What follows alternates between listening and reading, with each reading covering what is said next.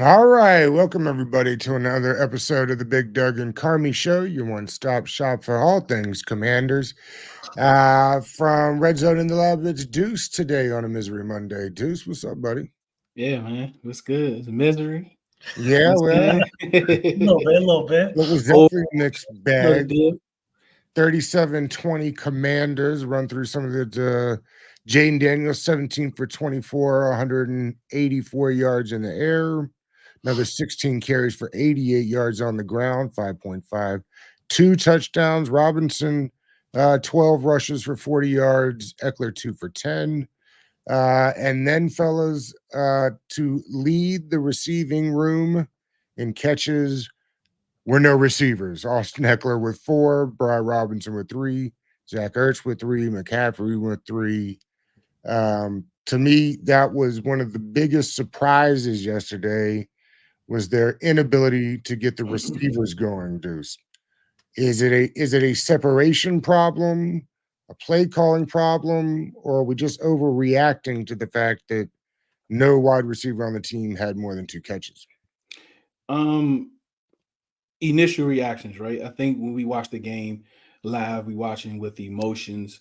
As fans, we're watching the game. So right after, ain't nobody getting open. The play calling sucks. This, and that. But then when you get new information, being able to see the game from different angles, you see that it wasn't all Cliff. Like Cliff didn't have a horrible game. He actually had a good game, but Jaden missed some. Right? He got out of the pocket too early on some.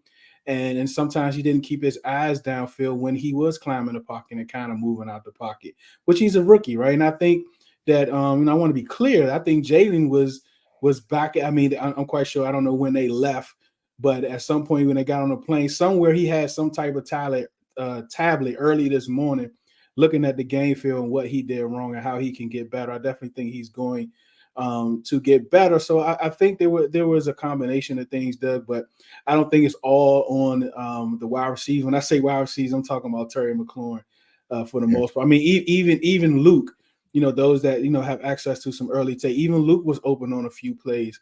He didn't get that target for a few reasons, but you can blame the O-line for some of it, but also just the understanding that Jaden, when you climb in the pocket, you're moving around.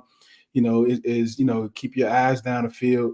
And I'm quite sure we'll get more into it, but it was some misses that I saw. Sometimes like Jaden didn't know the routes and his progressions, the where he was looking was looking in the wrong direction. So, but I think those things would be fixed. George, did Diami Brown play yesterday? I guess statistically or technically, but I didn't see him on the field, man. It definitely was a tough thing to watch yesterday. I think Deuce nailed it, man. I think watching Jaden Daniels, I think walking away, it was clear that he was the most talented player on the offensive side of the ball, right? He definitely was creative. He was a playmaker. He was innovative. He was composed. Like, I think walking away, I was really impressed by the fact that he was looking to throw the ball downfield. There were times, I guess, halfway through the game where he got a little bit frustrated and started to take off a little bit more. But I think that's the competitive spirit in him. We kind of have to reel that back and kind of, buy more time with him with that. One thing I do like is that even though he got out of the pocket, he protected himself. It wasn't sexy. It wasn't pretty. That slide wasn't a butt slide. It was more of a cartwheel type of thing, but he was safe for the most part. But, yeah, man, what you're saying, Doug, is right. Like, there wasn't really a lot of playmaking options. A crazy stat that I heard on my ride to work today was we didn't complete a pass over 10 yards until the fourth quarter. That's how late it was into the game. Most of the passes were along the line of scrimmage. Most of them were behind the line of scrimmage even. So it's definitely a concern. We'll talk about it more, and we're going to dive deep into film work tomorrow as well. But I like the fact that Cliff Kingsbury was insulating Jaden Daniels and protecting him and making it kind of easy for him. But at the same time, maybe when we're down, maybe kind of unleashing him a little bit more, because I do think he has a talent to throw the ball downfield. What is the deal with Jaden missing swing passes on the first play of the game? That thing was set up. We saw that in preseason too. That's exactly right. Yeah. It's crazy to think, but they need Noah Brown ready to go for Sunday. And you wouldn't have thought that she'd have said that even just a couple of days ago. Deuce, hindsight and all, do you wish now more that they had tried to make a move at wide receiver? or are you happy to stay the course and study the plan? I think what we saw yesterday more than anything was maybe the difference in the gap in talent between those two teams. This roster still needs a lot of work. I think people will say the wide receiver room right now is not very good. You may have had a chance to upgrade. They decided not to do that. Do you wish that they had made some moves, Deuce? I think as a fan, yes, right. I mean, y'all saw my sleep, Avi with Ayuk on my Commander's hat. So yeah, I definitely wanted him, but we was kind of talking about this earlier, and I think there is a talent gap. I think George gave us that stat about outside of Terry. I think those guys equal like 23 catches or something crazy like that. So there's a talent gap. Like it's just the facts. Like what we know is those guys are not high volume, they're not high production guys outside of Terry McLaurin. That's just a fact. Like you can look at projections all you want, but we know what we know.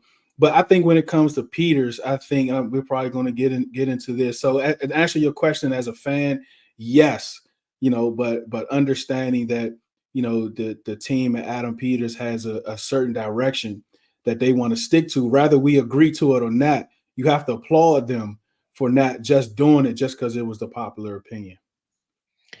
George, it felt like going into the half that they were in that game and had every chance to win. And yet, I've got on my notes here, Tampa Bay could have easily scored 50. Yeah. And it's like, which one is it? They looked gassed to me at the end of that game yesterday. I don't know if you saw that or not either, but there was a lack of effort at some point halfway through that fourth quarter. People can tell me all they want to about the Florida Heat. I know what humidity is in the DMV. That should not be a reason or not. So they either, George, knew they were out of it and weren't running hard, or they were gassed. Did you notice that, or is that me? I didn't actually peep the gas part, but we'll go back to that. I'll circle back to that conversation in a moment, right? I think going back to your initial question about how the team is pretty competitive and it could have gone either way. It could have been a close game. It could have been a blowout. I think the NFL, there's so many talented players in the league, right? It's all about scheme fit, execution. It's kind of doing the right thing at the right time.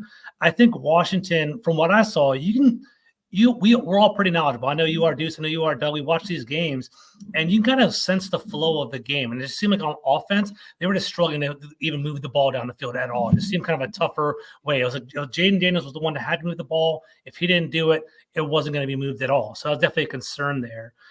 That being said, the game was fairly close. If Cade York hit his 2 field goals, it could have been a 1-score game going into the second half, and maybe Jaden Daniels played a little bit differently. Maybe the play calling would have been a little bit different as well. The game script could have been different, could have been more competitive. But then again, there's ifs and buts and should and coulds. You can't really, blame it on that, right? We could have gave up that Jalen McClellan.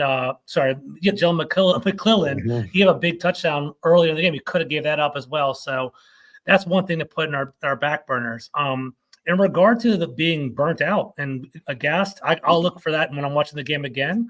I wouldn't be surprised. I love the balance of protecting your veterans during the preseason. I really do. I think it's important to not have them out there. But just keep in mind, Bobby Wagner, Frankie Louvu, the starting defensive line, they weren't out there on the field. I don't think the defensive line at all, correct me if I'm wrong, guys, all summer long. They weren't out there for one snap during the preseason. And if they weren't all collectively together, all 11. So I think it's hard to kind of build something on the fly. We talked about it offline. The Buccaneers are further along in the rebuild process. They've been together for a while. It's generally the same scheme, the same quarterback, they're the new offensive coordinator, but they're pretty established there. So they're further along. They knew what they were doing walking into the game yesterday. We were trying to figure it out. I think we saw that on the field. And you definitely saw the experience of Baker Mayfield. Absolutely. And a rookie quarterback in his first game ever trying to kind of figure it out, because I wouldn't go as far as to say like Jaden Daniels out there seeing things, but it got to a point halfway, 3/4 through that second quarter where he was getting out of that pocket pretty quickly. I would take those yards, but there were plays to be made, and it felt like he was getting out of them fairly quickly. George, you mentioned the defense, and I agree with you. There was a lack of communication. There's no reason that Bobby Wagner shouldn't have played one snap in the preseason. Mhm. Luvu kind of looked lost to me out in coverage. He looked good at the line and rushing the passer, which we knew he would be. Mhm.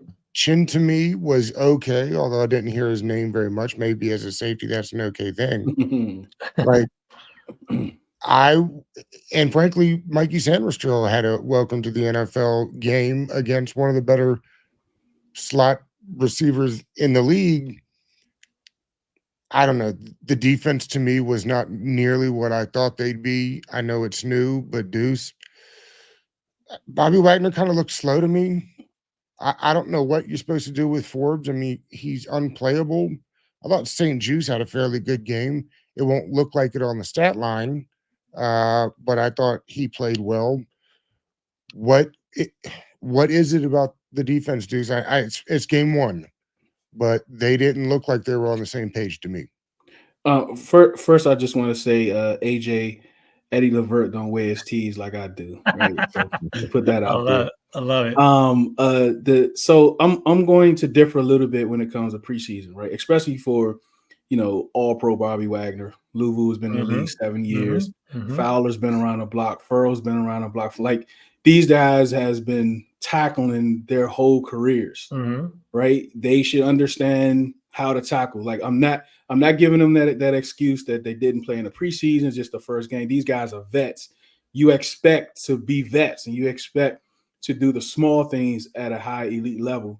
So and also in the preseason, like how much would they have played? Like a series, maybe two. So they might not even come across as being able to get a tackle. But I think the cohesiveness matters a lot, right? Yeah. Like I'm not even sure if Bobby play because I'm one of the ones that believe the joint practices are more important than the preseason games. Absolutely. I agree. So it comes some of the reports that you get from there is that they looked okay. They didn't look horrible. They didn't look how they looked yesterday. But again, that's joint practices, and they're kind of controlled, right? So that was one of that's my kind of biggest takeaway of the defense. Like I joked early that Bobby Wagner looked like he was studying for the chemistry test all night, right? Because he looked slow and he's sluggish. But look, he had a quiet 10 tackles, though. Yeah. Right. As bad as we may think he played, he had a quiet 10 tackles, right? And if he's doing that looking sleepy, just imagine what he's going to look,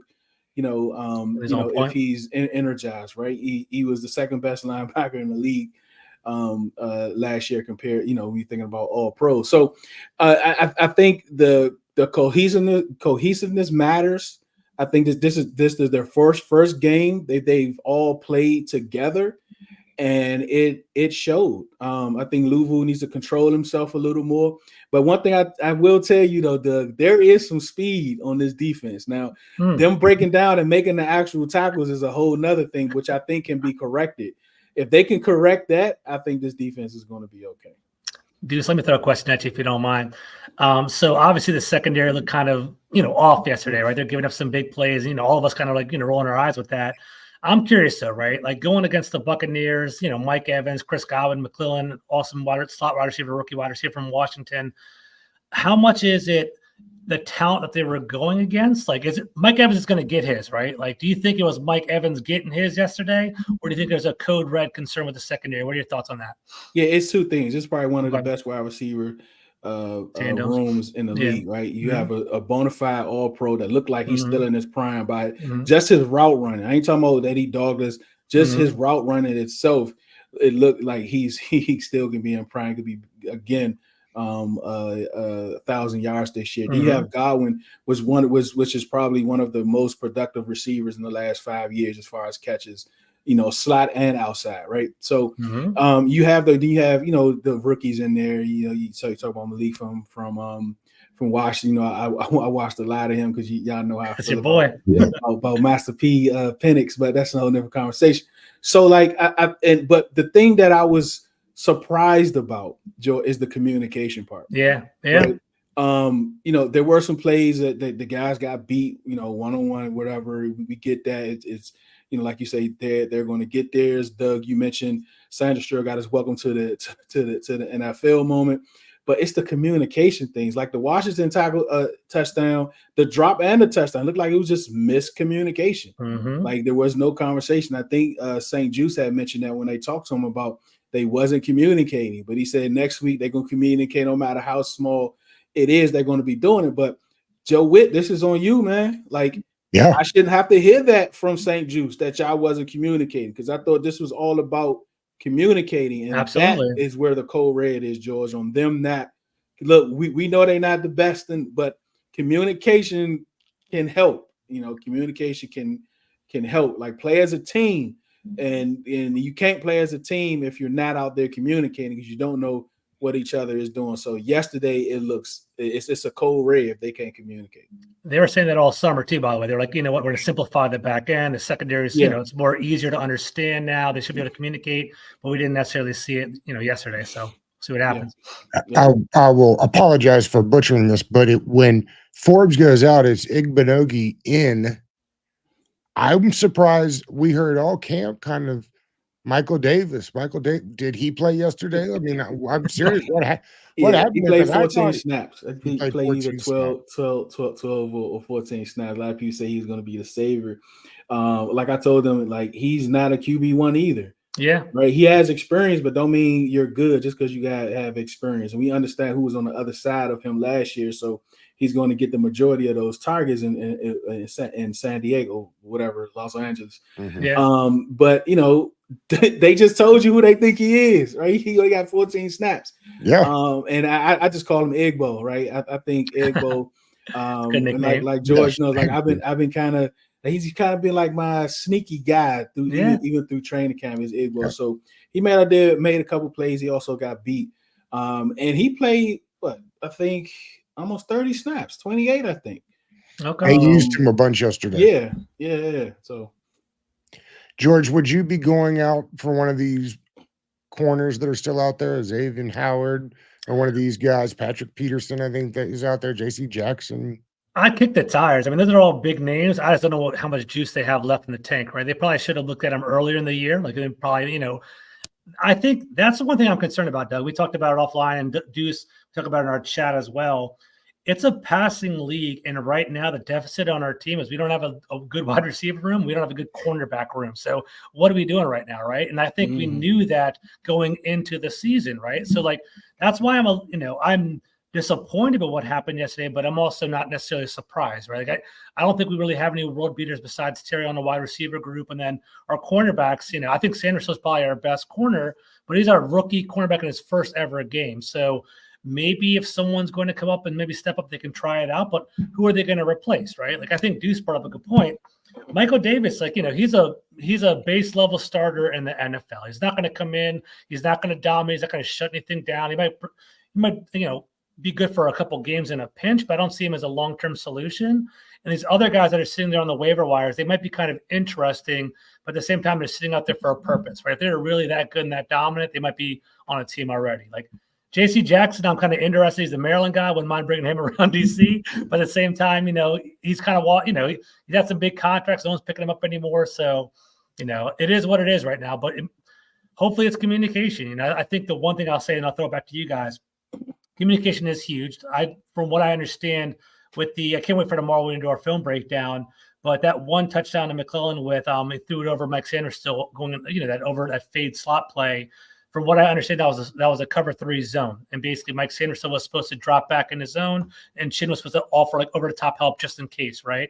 For whatever reason, Mike Sanders bit up. Chin was kind of playing over the middle, like dead center field. There was a wide open gap, and that's why I was there. Hopefully it's correctable and fixable and something they can kind of work on moving forward. And if not, maybe start looking around. But it's, you know, the one thing that's good about the NFL, it's week 1. There's still 16 more games to go. So we'll see how it turns out. I have on my notes here, Barkley's going to run for 200 yards. Jesus. Defensive line was not set up the middle. Either one of you, Deuce, we can start with you. Deron Payne and John Allen got to give me more. I know that sounds crazy, and maybe it's because the rotation wasn't good enough. They need Newton in the game in a bad way, but there are quarters at a time when we'll go without hearing John Allen's name or Deron Payne's name Spicy hot take. I think John Allen's gone by the trade deadline. I'm thinking so too, Doug. Yeah, I mean, Adam Peters has shown you he's not afraid to move people, right? So if we go into the trade deadline, with a losing record, or he's not contributing, or whatever the case may be, if you can get a shoe, you may even if you get two bidders, you might even get you a day two, like a third round pick or something. If you can get two bidders in there, I'd love a third round pick for John Allen. Yeah, most definitely. But yeah, they have to. The misdirections, it was killing this team. I mean, my goodness, it was killing them. So I think that's more of a group effort. I did see Payne make some noise. He did make some noise. John Allen, I mean, I don't know, man. But it just seemed like these running backs is not getting touched until second level, and that's always going to be it's going to be a problem. But there was a lot of whiffs too. A lot of people just flying around and flying in there, but not securing the tackle and making contact. I counted 5 missed sacks. Yeah. Yeah, a lot. There's a lot. Yeah, and I guarantee you, just a little bit of the film I was able to watch, most of those ended up in big plays. Yeah, they did. Baker Mayfield was, he got sprung loose, made a big play right after that. Baker Mayfield had a great game yesterday, to be honest with you. Let me throw this out there. I want to see if you guys have any pushback. I could be wrong, right? I thought the run defense was actually pretty solid until the fourth quarter, the second half. I think that's when things started to break open. I'm looking at this right here. Rachaad White had 15 carries for 31 yards, averaged 2 yards per carry. He actually was kind of shut down a little bit. But then when Bucky Irvin came in, he had a couple pops. And he kind of hit it pretty big later on. Maybe that's the gas part, Doug, that you're talking about. I thought that my vision was going into the game, the Buccaneers had a stout defensive line, kind of shut down B-Rob a little bit. I thought that the Commanders' D-line was pretty solid and kind of shut down Rachaad White a little bit. That's what I kind of saw. But then maybe Bucky Irvin popped. So I don't know. Do you have the numbers there? What did he go for in the receiving game? Who, Rachaad White, or who are you looking at? Yeah, so Rachaad White had 6 catches for 75 yards.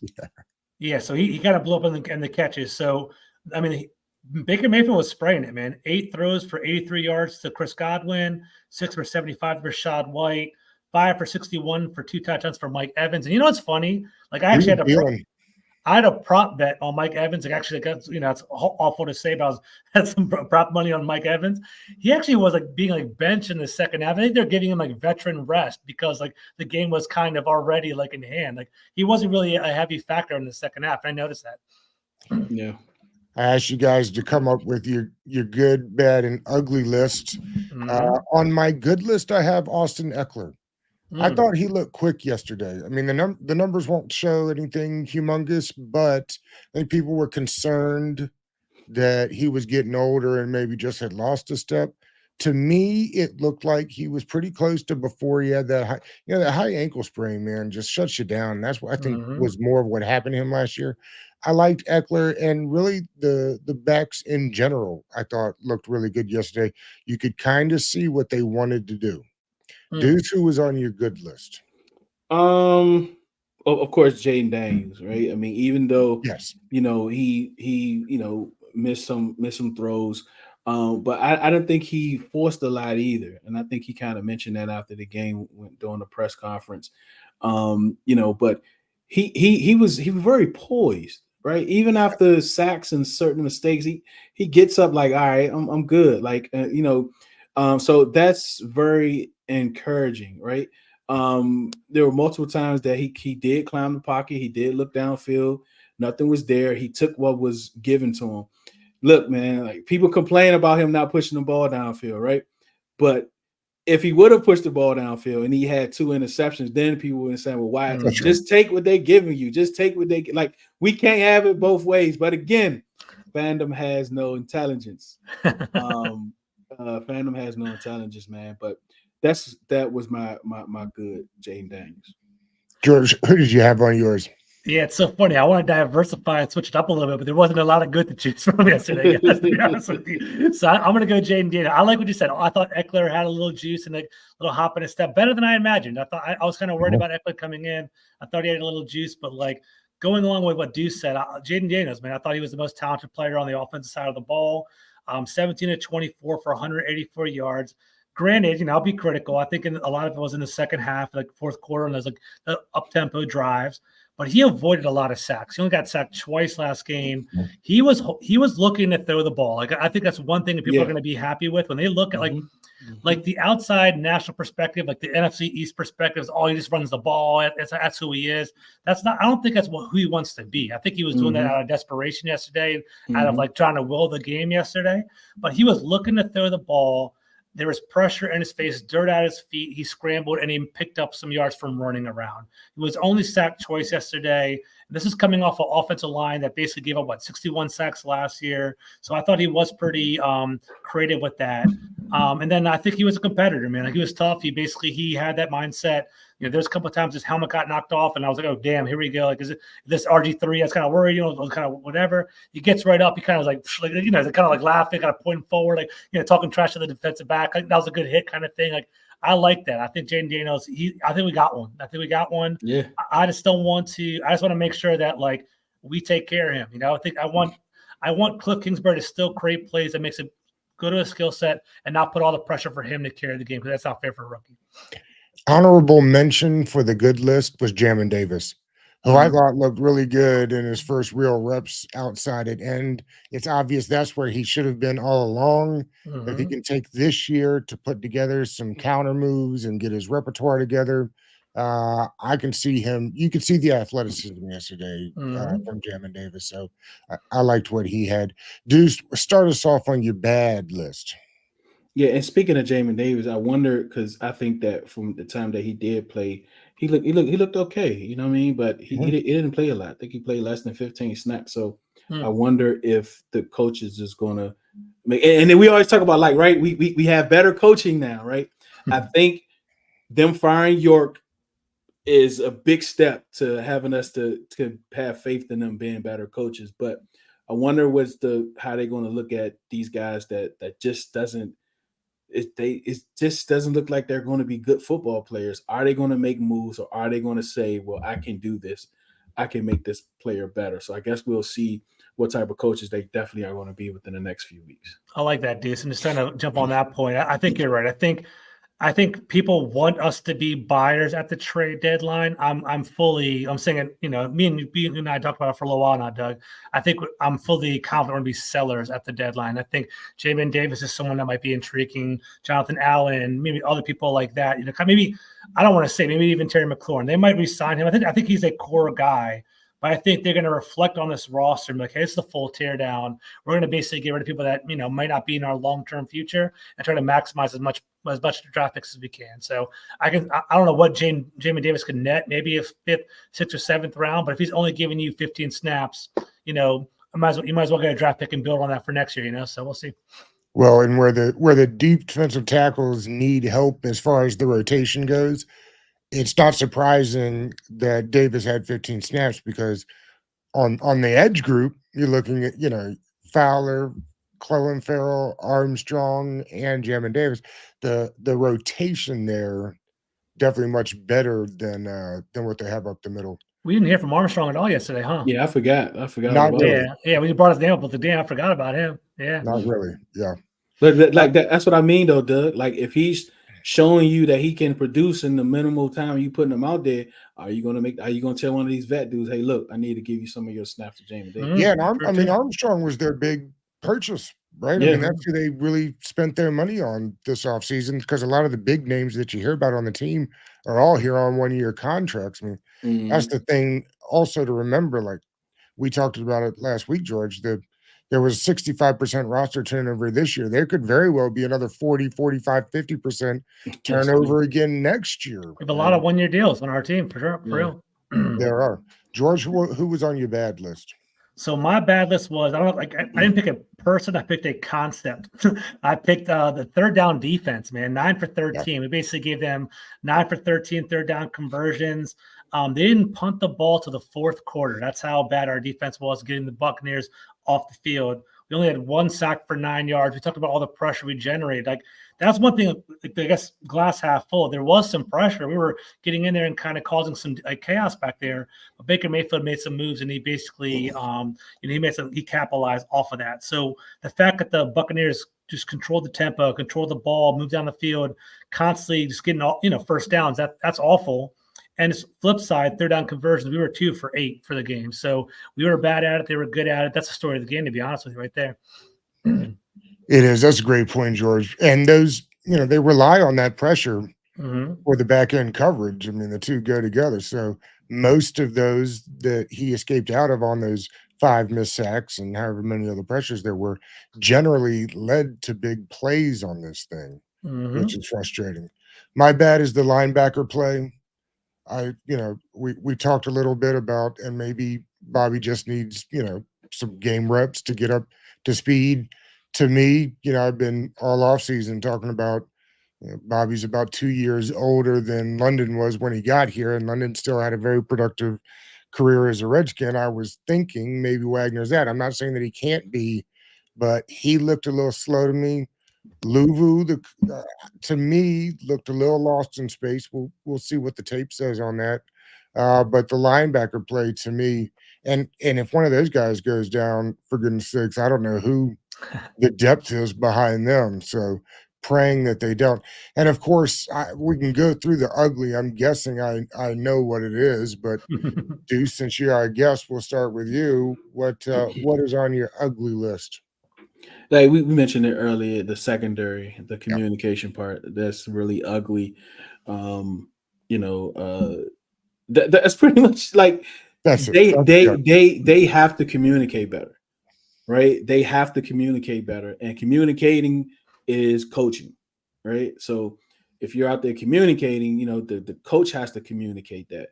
Like he has to tell these guys. So I don't know who the point person is on the field for Joe Witt. Do you guys Wagner, know? you mean the green dot? Wagner's got the dot. I mean the coach. Who's the point person for him on the field? Because he's in the booth. Yeah. So that's one thing I don't like too much about the booth. But I know he said his reasoning makes perfect sense though. That's why I leave it alone. Mm-hmm. Yeah, he is like it takes the emotion out of it. He said when you're on the field, you have built up emotion. So I'd rather be in a booth. All right. So like, who's your point person though? Because like they just wasn't communicating, and Joe Witt can see it. That's another thing. Like he has the best view on the house, but the bad is definitely the communication in the secondary. I mean the ugly. George, that's what you've got for ugly. You had you try to mix it up to find us a different ugly. Yeah, I got a couple uglies. I had a couple uglies I could throw in there. But we'll start up. Secondary was on there about their special teams, man. How can we not say Cade York, man? He cost us the game a little bit, dude. So, they fired him real fast. Yeah, they fired him real fast. They didn't want to give up that 7th round pick. He had 2 missed field goals. That extra point was held my breath a little bit on that too. It is crazy how erratic it is. It's so crazy how it's such a popular sport across the NFL. Everybody wants to play this game, and there's so many kickers around the world. How can you not find one that is consistent? I mean, I guess it's a specialized job, and your heart rate gets beat up a little bit. I guess what it is, but it is crazy how hard it is. It's going to be a problem all year long, fellas. I'm worried about this. So we'll see how it goes, man. Well, when we did the preseason prediction show, George, you remember, he said the kicker's going to cost us at least a game this year. Yeah, for sure. Yesterday's not the reason that we lost this game, but they've got to figure it out, and I guess they're looking at Seibert. Yeah, I think they signed him officially, right? I think they got him. You look at the numbers; he hadn't been very impressive. Hadn't played a full season for like 4 years. So, why they decided he was the guy, I'm not sure. Deuce, I'm curious. How did you feel during the game yesterday, or after the game was over yesterday, compared to what is essentially 20 hours later, 22 hours later? Oh yeah, like I've learned and taught myself, right, to not be like overly or not to overly criticize the team, right? I mean, it's kind of hard when you're around people, whatever. You see what you see as a fan when you're watching a game live. But one of the things was Cliff. Like those is one of the things I was a little concerned about. But even watching the game, like right after the game, I thought that he protected Jaden. I didn't think he panicked. right? Like he could have panicked and threw the ball 51 straight times. That's true. Am I right? Good Am I point. right? Yeah, absolutely. Right, 100%. right. Like we've seen it. seen that, right? We've Yeah. seen it. But he didn't. Not too long ago. Yeah. Right. So he seemed like he stuck to the game plan. You know what they wanted to do. He didn't force it. He didn't panic. He didn't do any of those things. So, and I know the fan base is you know the majority from what we see on Twitter are kind of upset that Jaden didn't take big shot. But there's reason, there's context, and that's what can change from right after the game to now. To answer that question. But that was the biggest thing for me is Cliff not panicking. But what I think that pass that he missed to Terry, it seemed like that was the first play coming out of the second half, right? Mm-hmm. It seems like they all was on board. Everyone knew this was going to be the shot. Something that they saw was going to be the shot, and it was there. And Jade missed it, and he usually does not miss those, but he missed it.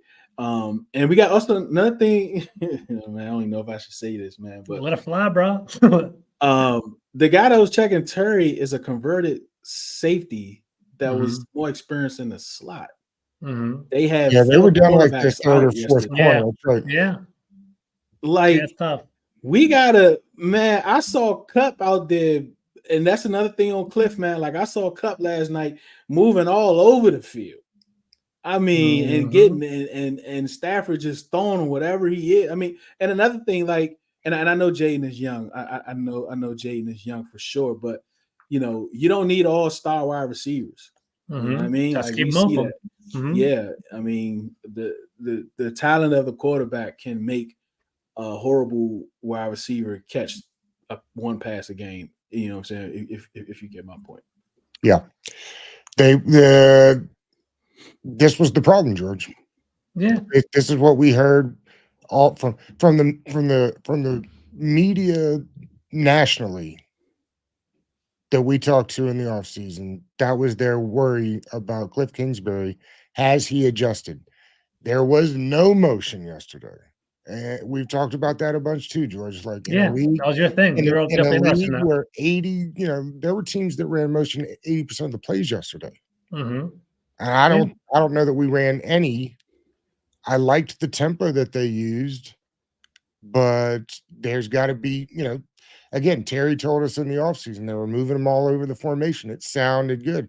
They didn't move him all over the formation yesterday. He ran strictly on the left side of the field.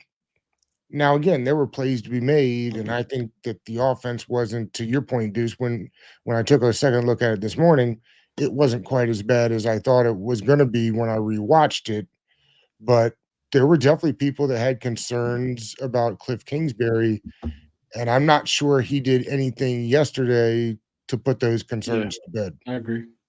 If you was concerned with Cliff, you're still concerned with Cliff. That's right. Even after watching the tape, nothing he did yesterday will, most definitely. George, did they lose this game yesterday, or were the Bucs just better? That's a tough question. I think the Bucs are better. I think the Bucs are a better team. I think, and it's not a knock on the thing is this. I think I'm proud of our fan base and they're proud of us because we have like that, we have that confidence. We want to win. We think we can kind of step up. But the Buccaneers are 3-time NFC South champions, and they won the playoffs in the first game. They beat the Eagles in round 1, right? I think we were discrediting them a little bit. They're not world beaters. I don't think they're going to be Super Bowl champions at all, but I think they were a pretty solid team. We're still growing. So I think the outcome was basically what we thought, deep down inside, we probably expected maybe potentially losing. I don't think we like the process or the outcome of it. You know what I'm saying? It was like we lost by 17. There's some breakdowns on the defense. A lot of things we were hoping to happen wasn't happening. I think that's kind of let us down over there. I think the Bucs are a better team. But then again, it's only week 1. There's still 16 more weeks to go. I like what Deuce said and kind of brought some levity to me because I was a little bit tough on Kingsbury. He didn't lose his cool. He stuck with his game plan. That's something to kind of keep an eye on. He was composed. I just wish he just kind of dipped back in the well. We had that one shot with Terry McLaurin when he threw the ball downfield. Yeah. Why not do it again in the fourth quarter? Do it again in the third quarter? Like, just keep testing it, And like Terry wants it, man. Terry's a hard worker. He wants to, he wants to grind, scheme him open, manufacture some touches for him. That's all I ask from him. That's all I want there. So we'll see. And we got to remember, it's week 1 of the NFL season. Like, there was some weird, wonky football being played. Bengals lost yesterday. The George Patriots. Yeah. got me kicked out of my Survivor week 1. Oh, Yeah, really? yeah, Damn. Okay. yeah. So yeah, I mean, there was some weird football being played. I think there were 8 different quarterbacks that didn't throw for over 200 yards, like guys that you normally think of. So Yeah. it is not the barometer of what a season will be. And hey, listen, the team started off 2-0 last year. We saw where that got them. So Yeah. Exactly right. this team, I think the things that we were hoping would be good, we got glimpses of. And Mhm. Deuce, you mentioned it about 15 minutes ago, and I think this is the biggest one. We can leave out of that game yesterday knowing that Jaden Daniels has all the potential that we thought he did. The game wasn't too big for him. You know, it felt like maybe he started moving a little faster than he needed to. It's the first game. I think that is the biggest takeaway, right? Is that the game didn't feel too big for him. It feels like we got one. And they're going to find plenty of things to work on this week, but I think that there were things to work on, and we know where the improvements can be. Fellas, this was great. It was a misery Monday, but I still think there were a lot of things to be excited about. Yeah. And Deuce, what do y'all got coming up on the channel this week? Yeah, man. And I do want to say one more thing about this team. Against playoff competition. I mean, that's what Tampa Bay was last year. We're not there, nowhere near there, right? Yep. So next week against a team that's bottom of the barrel, we'll find out if we're better than the bottom of the barrel teams. If we go on there and we beat them, I'm not going to be like, oh yeah, I know who we are. That's just proved to me that we're better than the bottom barrel teams, right? So I want to put that context out Since there. Daniel Jones signed that big contract, he has thrown more touchdowns to the opposing team than he has for his. It's insane. Yep, free strip club Malik, right? Exactly right. So so we got a couple of things going on. Tomorrow, we have a new show tomorrow, 10 p.m. We're gonna be running on the huddle half serve. It's just 2 of us from our Sunday show, just looking back in the game. Just kind of after watching the all 22, just kind of having a different perspective of what we had these first 24 hours, like what you was speaking of, Doug. But everything else, you could just, all your platforms, just search RedZone in the lab. All right, buddy. And George, we got the breakdown show tomorrow at 6:00. And then 5 o'clock, right? Or is it 6? Is We'll it 6? figure it out. Oh, it's 5. Yeah, we'll figure it out. 5. Yeah, tomorrow we have a game. We have a film breakdown with Mark Bullock and Nick Ackridge from PFF. That'll be a lot of fun. We're going to break down the game over there. And if you guys are watching the show, you guys already know about Deuce, but definitely support him. RedZone in the lab. Some high quality work over there. All right, fellas. Appreciate you. All right, guys. See you later.